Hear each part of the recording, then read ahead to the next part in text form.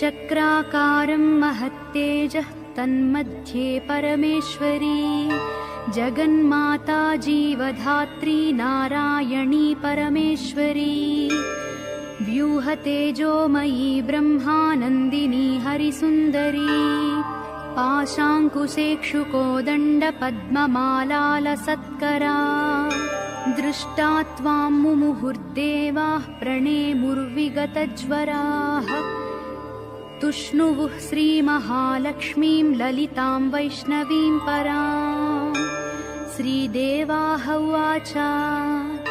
जयलक्ष्मी जगन्मातः जयलक्ष्मी परात्परे जय कल्याणनिलये जय सर्वकलात्मिके जय ब्राह्मी महालक्ष्मी ब्रह्मात्मिके परात्मिके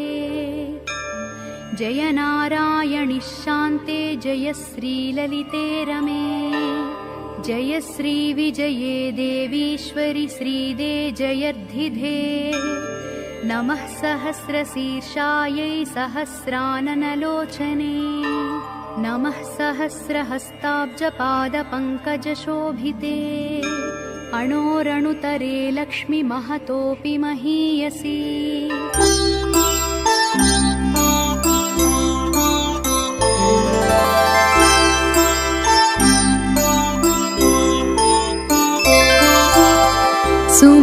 सुमनसवन्दित सुन्दरी माधवी चन्द्रसहोदरी हेममये मुनिगणवन्दित मोक्षप्रदायिनी मञ्जुलभाषिणी वेदनुते पङ्कजवासिनी देवसुपूजित सद्गुणवर्षिणी शान्तियुते जय जय हे मधुसूदन कामिनी आदिलक्ष्मी सदा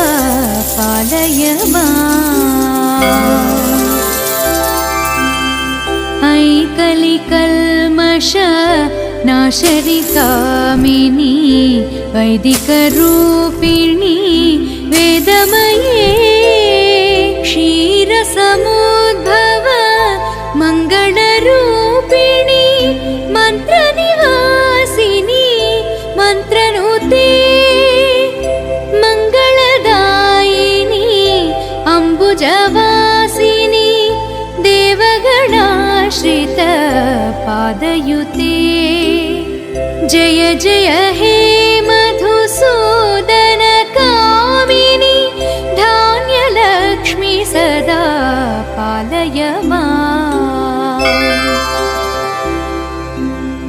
जय वरवर्षिणी वैष्णवी भार्गवी मन्त्रस्वरूपिणी मन्त्रमये